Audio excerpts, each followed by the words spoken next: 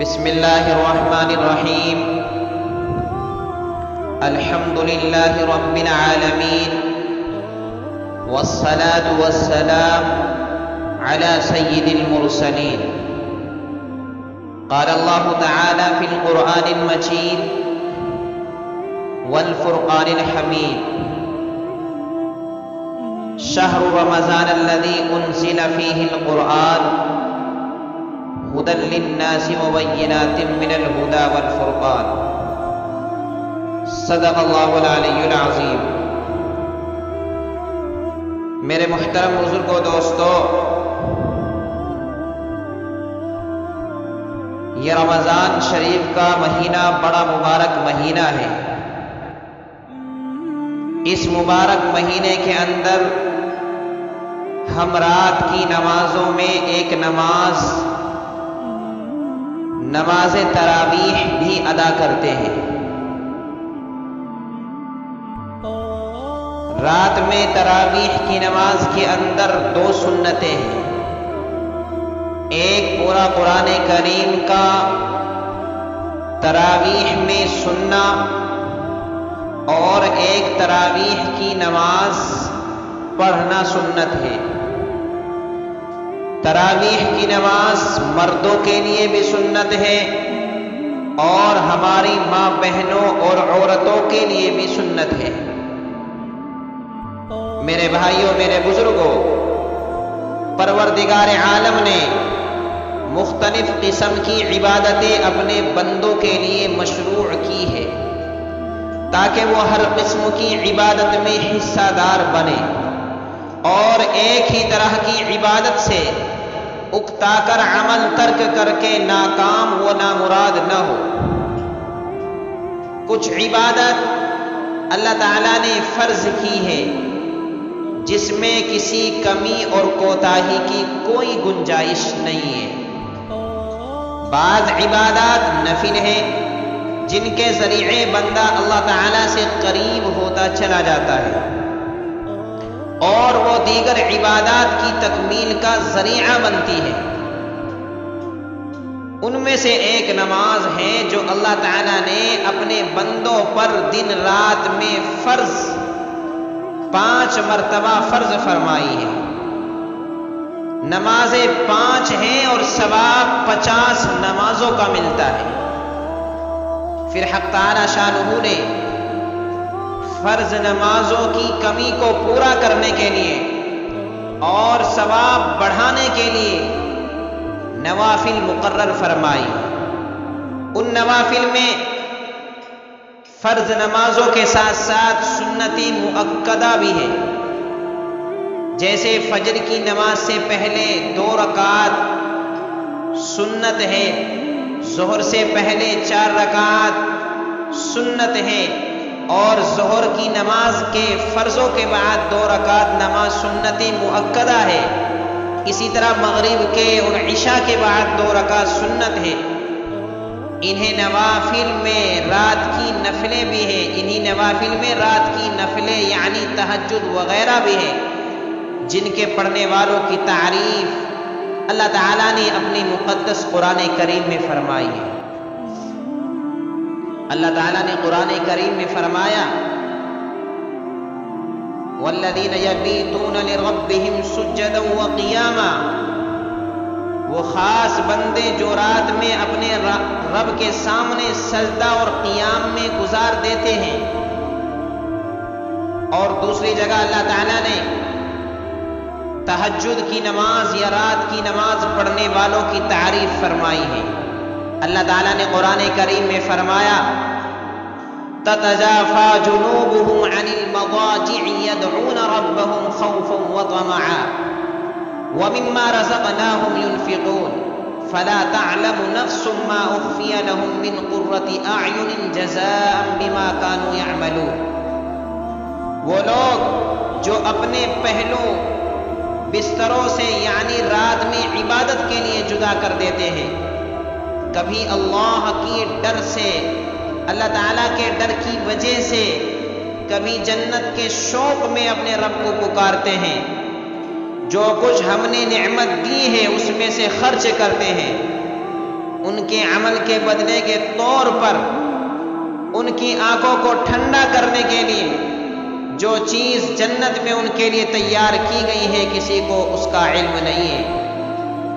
حضرت نبی کریم صلی اللہ علیہ وسلم کا ارشاد ہے، فرض نماز کے بعد سب سے افضل نماز رات کی یعنی تہجد کی نماز ہے۔ نبی کریم صلی اللہ علیہ وسلم کا ارشاد ہے، اے لوگوں کثرت سے سلام کیا کرو، کھانا کھلایا کرو، صلہ رحمی کیا کرو، عام لوگ جب رات میں سو جاتے ہیں اس وقت نماز پڑھا کرو تو جنت میں سلامتی کے ساتھ داخل ہو جاؤ گے۔ یہ حدیث شریف امام ترمذی علیہ الرحمہ نے اپنی کتاب ترمذی میں پیش فرمائی ہے، بیان فرمائی ہے۔ میرے بھائیوں، رمضان میں رات کی نوافل کو غیر رمضان پر ایک خاص فضیلت و خصوصیت حاصل ہے۔ نبی کریم صلی اللہ علیہ وسلم کا ارشاد کہ جو شخص رمضان میں رات میں نوافل کے لیے قیام کرے گا ایمان اور احتساب کے ساتھ تو اس کی پچھلی زندگی کے تمام گناہ معاف کر دیے جائیں گے۔ یہ حدیث شریف امام مسلم علیہ الرحمہ نے اپنی کتاب میں بیان فرمائی ہے۔ گناہ معاف کرنے کا مطلب ہے یعنی صغیرہ گناہ معاف ہو جائیں گے۔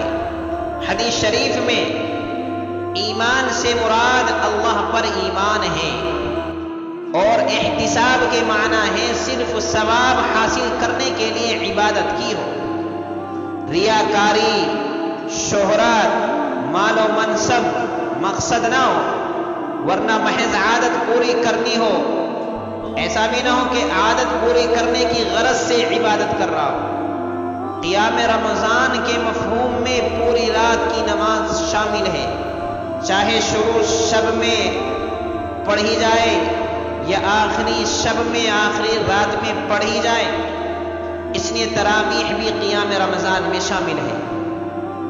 رات کی نمازوں میں یہ تراویح کی نماز بھی شامل ہے۔ اس میں رغبت اور اس کا اہتمام ہونا چاہیے، اللہ تعالیٰ کی طرف سے اس پر اجر و ثواب کا یقین رکھا جائے۔ گنی چنی راتیں ہیں، یہ سال میں ایک مہینہ آتا ہے، گنی چنی راتیں ہیں۔ مسلمانوں کی عقل مندی یہ ہے کہ اس سنہرے موقع کو غنیمت سمجھے۔ ایسا موقع بار بار حاصل نہیں ہوتا۔ اس سے پہلے کہ یہ مہینہ ختم ہو جائے اس کی ایک ایک منٹ کو ہمیں قیمتی سمجھنا چاہیے۔ میرے بھائیوں، میرے بزرگوں، تراویح کو تراویح اس لیے کہتے ہیں کہ تراویح ترویحۃ کی جمع ہے، جس کے معنی آرام کرنے کے آتے ہیں۔ پہلے لوگ بہت لمبی لمبی نمازیں، لمبی لمبی رکعات پڑھتے تھے، اس لیے وہ 4 رکعت پڑھ کر کے کچھ آرام کرتے تھے، اس لیے اس نماز کو تراویح کہنے لگے۔ تراویح کی جماعت کا سلسلہ سب سے پہلے خود حضور صلی اللہ علیہ وسلم نے مسجد نبوی میں شروع فرمایا، پھر امت پر فرض ہو جانے کے خوف سے، ڈر کی وجہ سے ترک فرما دیا، چھوڑ دیا۔ امام بخاری اور امام مسلم علیہ الرحمہ نے اپنی کتاب میں ایک حدیث شریف پیش کی ہے۔ حضرت عائشہ رضی اللہ تعالی عنہا سے روایت ہے، ایک مرتبہ رات میں نبی کریم صلی اللہ علیہ وسلم مسجد میں تشریف لائے اور نماز پڑھی تو آپ کے ساتھ کچھ لوگوں نے بھی نماز پڑھی۔ پھر اگلی رات آپ صلی اللہ علیہ وسلم تشریف لائے تو لوگوں کی تعداد بڑھ گئی۔ پھر تیسری اور چوتھی رات میں مجمع اور زیادہ ہو گیا تو آپ صلی اللہ علیہ وسلم باہر تشریف نہیں لائے۔ پھر صبح کو ارشاد فرمایا، میں نے تم لوگوں کی رغبت دیکھی تھی، میں صرف اس ڈر سے نہیں آیا کہ کہیں یہ نماز تم لوگوں پر فرض نہ کر دی جائے۔ راوی کہتے ہیں کہ یہ واقعہ رمضان شریف کا ہے۔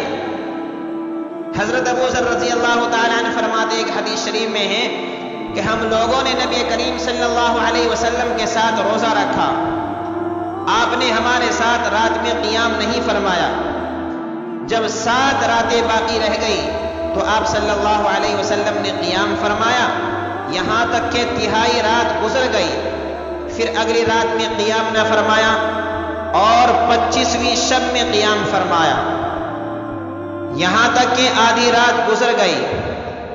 ہم لوگوں نے عرض کیا، یا رسول اللہ صلی اللہ علیہ وسلم، ہمارا دل چاہتا ہے کہ آپ اس رات کے باقی حصے میں بھی ہمیں نفل پڑھائے۔ تو حضور صلی اللہ علیہ وسلم نے ارشاد فرمایا، جس نے امام کے ساتھ آخر تک قیام کیا یعنی نماز پڑھی تو اس کے لیے رات بھر قیام کرنے کا ثواب لکھا جائے گا۔ اس لیے میرے بھائیوں، میرے بزرگوں، یہ نماز بڑی اہم نماز ہے۔ ہمیں اس نماز کو بڑی سکون و اطمینان کے ساتھ، پابندی کے ساتھ، دل جمعی کے ساتھ، قرآن کریم کی تصحیح کے ساتھ اس نماز کو ادا کرنا چاہیے۔ سلف صالحین بہت لمبی لمبی نمازیں پڑھتے تھے۔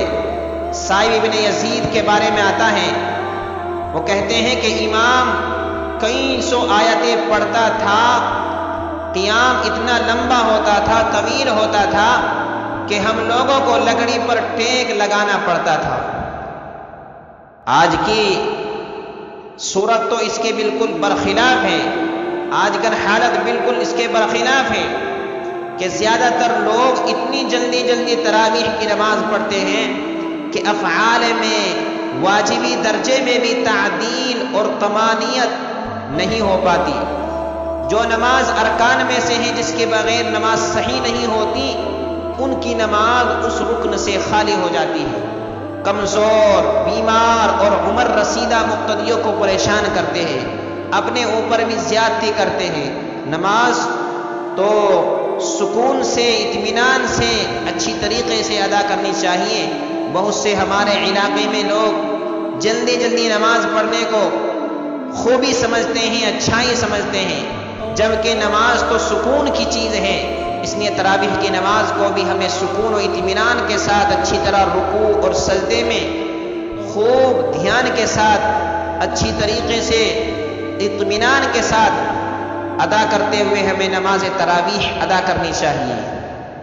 اس سال کے لیے چونکہ 1441 ہجری اور سن 2020 کے لیے یہ لاک ڈاؤن کی جو صورت چل رہی ہے، اس میں بہتر یہی ہے کہ ہم اپنے گھروں پر تراویح کی نماز تھوڑے تھوڑے حضرات ادا کرتے رہیں، اور کچھ حضرات ہم جو ہے مسجد میں آ کر کے چند آدمی نماز تراویح کی سنت کو ادا کریں۔ اللہ تعالیٰ سے دعا کرے اللہ تعالیٰ ہم سب کو اس کرونا وائرس بیماری سے محفوظ فرمائے اور پوری امت مسلمہ کو محفوظ فرمائے، پوری انسانیت کو محفوظ فرمائے۔ اللہ تعالیٰ ہم سب کو معاف فرمائے اور رمضان شریف کی برکات سے اور اس کے انوار سے ہمیں اللہ تعالیٰ مالا مال فرمائے، اور اس مہینے کی صحیح طریقے سے ہم سبھی کو اور سبھی نمازوں کی قدر کرنے کی توفیق عطا فرمائے۔ انشاءاللہ مجھے امید ہے کہ ہم سب اس پر اور انہی سبھی باتوں پر عمل کرنے کی مکمل کوشش کریں گے۔ وآخر دعوانا الحمدللہ رب العالمین۔